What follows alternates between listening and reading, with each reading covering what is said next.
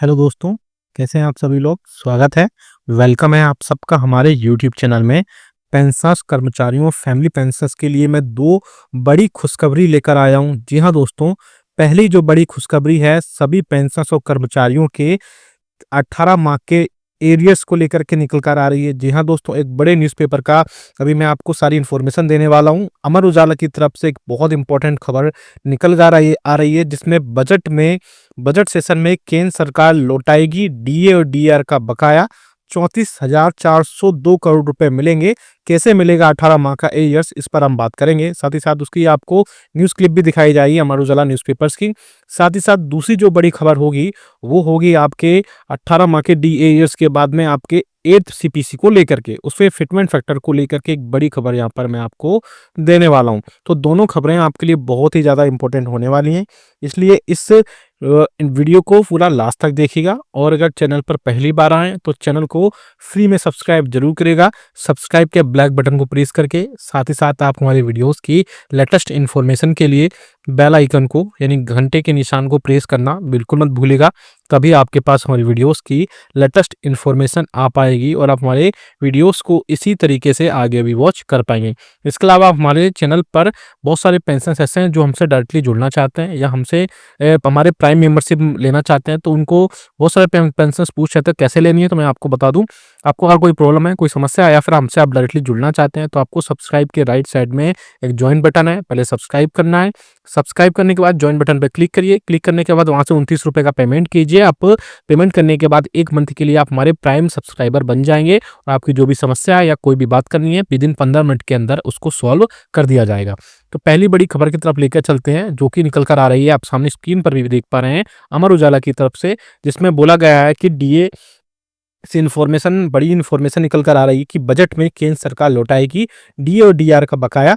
34,402 करोड़ रुपए कैसे मिलेंगे 18 माह का एरिया, इस पर हम बात करेंगे। यहाँ दोस्तों, केंद्र सरकार के कर्मचारियों और पेंशनर्स को कोरोना काल में रोके गए 18 माह के डीए और डीआर के एरियर के भुगतान को लेकर लंबे समय से की मांग कर रहे हैं।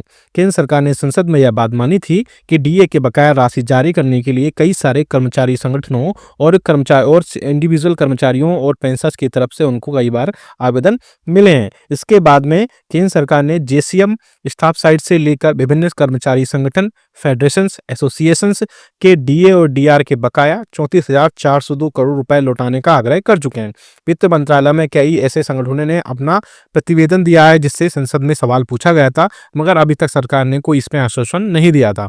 इससे कर्मचारियों और पेंशनर्स को उक्त मिलने वाली राशि का कोई संकेत नजर नहीं आया।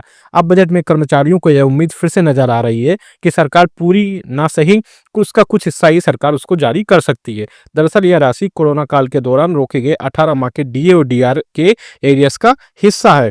केंद्र सरकार के कर्मचारियों और पेंशनर्स कोरोना काल में रोके गए 18 माह के डीए और डीआर के एरियर के भुगतान को लंबे समय से मांग कर रहे हैं। केंद्र सरकार ने यह बात मानी थी कि इसमें कई सारी चीज़ों से पेंशनर्स और एसोसिएशन से उनको एप्लीकेशन मिले थे, हालांकि सरकार ने कोई इस संबंध में कोई ठोस भरोसा नहीं देने के बजाय साफ तौर पर कहा था कि मौजूदा परिस्थितियों में डीए के एरियर को जारी करना भी व्यवहारिक नहीं है। उस टाइम पे मतलब केंद्र सरकार अपने कर्मचारियों को 34,000 करोड़ रुपए से अधिक का जो डीए डीआर की राशि का भुगतान तो वो वहां पर नहीं कर सकते। इस पर वित्त राज्य मंत्री ने सदन में कहा था कि अभी केंद्र सरकार का राजकोषीय घाटा अभी पहले से कम चल रहा है, ऐसे में पहले से ज्यादा चल रहा है, अधिक चल रहा है, ऐसे में डीए और डीआर को देना भी पॉसिबल नहीं है। उसके बाद में पेंशनर्स और कर्मचारियों ने वहां पर इसके अलावा national joint council of action NJCA के वरिष्ठ सदस्य एवं अखिल भारतीय रक्षा कर्मचारी महासंघ के महासचिव मिस्टर सी श्री कुमार के मुताबिक कोरोना काल में रोके गए 18 महीने के डीए और डीए के भुगतान सरकार को जारी करना चाहिए।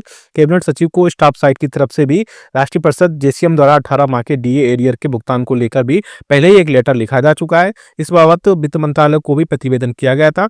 और इसके अलावा केंद्र सरकार ने कोरोना काल के 3 किस्त रोकी थी जिसमें सरकार की आर्थिक स्थिति ठीक नहीं होने की बात की थी। इसके इसके अलावा केंद्र सरकार ने 2020 के टाइम पे कोरोना काल में बहुत सारी चीज़ों पर रोक लगाई थी। वो सारी चीज़ें वहाँ पर अब कंटिन्यू कर दी गई थी, लेकिन 18 माह का एरियर्स वहाँ पर कोई प्रोवाइड नहीं कराया गया था। इसी बीच में confederation of central government employees and workers के महासचिव का कहना है कि डीए डीआर की भुगतान राशि के भुगतान के लिए कई बार सरकार को इसके रिगार्डिंग पत्र लिखा जा चुका है। कोरोना काल के दौरान स्थिति ठीक नहीं थी, लेकिन तो डीए डीआर में कटौती की गई थी, लेकिन अब अर्थव्यवस्था पटरी पर है तो सरकार को 18 माह के डीए और डीआर का एरियर देना चाहिए। इसके अलावा कर्मचारी को सरकार से उचित व्यवहार की उम्मीद है। राज्यों की सेवाओं के लिए एक रोल मॉडल की भूमिका निभानी चाहिए। इससे कर्मचारियों उत्साह के साथ इसमें काम करते हैं। इसके अलावा इसके अलावा और भी कई सारी चीज़ें हैं जिसमें सरकार से कर्मचारियों ने उम्मीद बांधे हैं कि वह राशि जारी हो सकती है। सरकार के गत वर्ष राज्यसभा में सरकार ने भी एरियर जारी करने का मना कर दिया था, लेकिन अब यूनियंस ने बोला है कि 8वें वेतन आयोग पर सरकार इसकी सिफारिशें सुझाव करने के लिए ओपीएस के लाभ बहाने करने पर भी बहुत सारे लाभ बहाल करने पर ऐसे में बहुत सारे पेंशनर्स और कर्मचारियों को 18 माह के डीए और डीआर्स का इस टाइम पे जो बजट सेशन आ रहा है उसमें दिए जाने की थोड़ी सी उम्मीद जागी है, क्योंकि अभी सरकार ने हाल में ही 8वें वेतन आयोग का एक गठन किया है जिसमें कर्मचारियों पेंशनर्स के रिलेटेड वहाँ पर बहुत सारी चीज़ें फिर से ऐड होंगी। तो आप भी हमें कमेंट करके बताएगा कि आपके हिसाब से 18 माह का एरियर्स दिया जाना है चाहिए या फिर नहीं दिया जाना चाहिए। दूसरी चीज़ आप बात करते हैं 8वें वेतन आयोग के लेकर के। यहाँ दोस्तों 8वें वेतन आयोग पे जल्द एक कमेटी बनाई जा सकती है जिसमें एक ही मेंबर और यानी आयोग के उस कमेटी के मेंबर और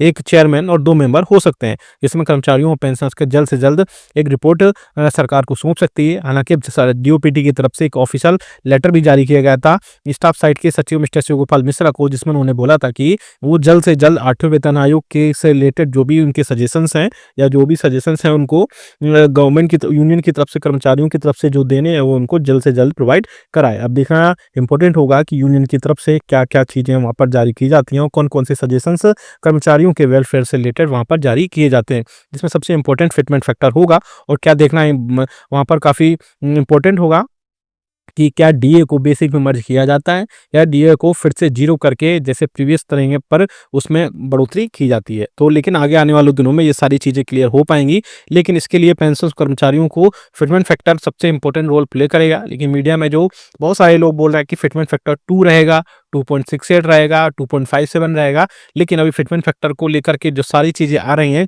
वो सभी सिर्फ एक रूमर्स हैं। अभी गवर्नमेंट की तरफ से कोई भी ऑफिशियल जारी नहीं किया गया है, लेकिन मेरे हिसाब से फिटमेंट फैक्टर 2.5 के आसपास रहने की उम्मीद है। 2.5 होगा तब भी आपकी बेसिक मिनिमम कर्मचारियों की 18,000 से बढ़ करके 30 से 32,000 रुपये तक हो सकती है, जिसमें और डीओ हो सकता है इसमें आगे आने वाले में जीरो हो जाए और डीओ जीरो होने के बाद में आपको फिर से वहाँ पर जिस हिसाब से बढ़ोतरी 7 सीपीसी में हुई थी उसी हिसाब से वहाँ पर बढ़ोतरी हो। लेकिन ये सब चीज़ें अभी फाइनलाइज नहीं हो पाई हैं, इसीलिए यूनियन को सरकार ने बोला है कि वहाँ पर सारी चीज़ें एक सरकार गवर्नमेंट को पेंशनर्स को वहाँ पर सारी चीज़ें भेजें, जिसके बाद भेजने के बाद में वहाँ पर यूनियंस जो है वो अपने प्रतिवेदन दे और सजेशंस दे और उसके बाद में सारी चीज़ें फाइनलाइज हो पाएँ। आगे आने वाले दिनों में ये सारी चीज़ें क्लियर हो पाएंगी।